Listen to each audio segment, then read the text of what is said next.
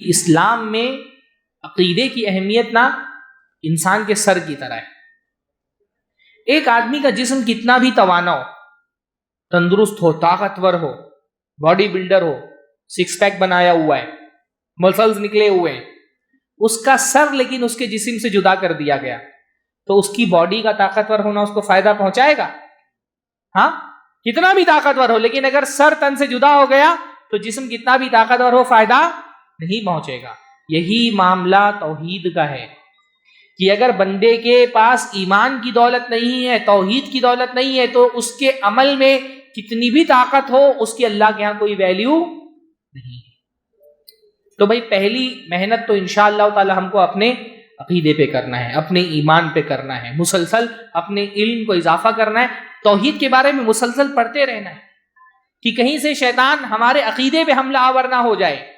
اپنے ایمان کی گرد میں اپنے علم کی باڑھ لگانی ہے انشاءاللہ تعالی. بے فکر ہو کہ ہم نہیں بیٹھ سکتے کہ ہاں بس ہم تو ایمان لے آئے، ہم تو موحد ہیں، ہم کو کون گمراہ کر سکتا ہے. جیسے جیسے قیامت قریب آئے گی عقیدے پہ حملے بڑھتے جائیں گے اور اس بات کا امکان بڑھتا جائے گا کہ اس حملے کا شکار ہم بھی ہو جائیں. اللہ کے نبی نے ایک حدیث میں فرمایا قیامت کے قریب یہ صورتحال ہوگی یصبح الرجل مؤمنا ویمسی کافرا.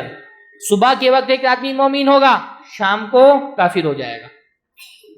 ویمسی مؤمنا ویصبح کافرا، ایسا بھی ہوگا کہ شام کو مومن ہوگا، صبح کو کافر ہو جائے گا.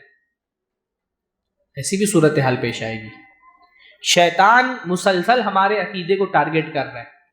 اللہ نہ کرے لیکن آپ دیکھیے اس وقت ہندوستان میں جو صورتحال ہے، اچھے اچھے گھرانوں کے لڑکے لڑکیاں مرتد ہو رہے ہیں. اس لیے انسان کی جو چیز جتنی قیمتی ہوتی ہے اس کی حفاظت کے بارے میں وہ اتنا ہی زیادہ فکر مند رہتا ہے.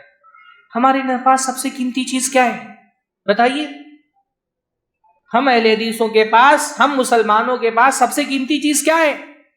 یہی ہمارا عقیدہ توحید، یہی ہمارا ایمان. چور سب سے پہلے گھر کی سب سے قیمتی چیز پر نظر ڈالتا ہے نا. شیطان کی سب سے بڑی نظر کس پر ہے؟ ہمارے ایمان پر ہے. اس لیے اللہ کے بندو اس ایمان کو محفوظ کرنا بہت ضروری ہے. اور ایمان کی حفاظت کے لیے کیا ضروری ہے؟ علم کی طاقت. علم کی طاقت سے بندہ ایمان کی اپنی حفاظت کرتا ہے.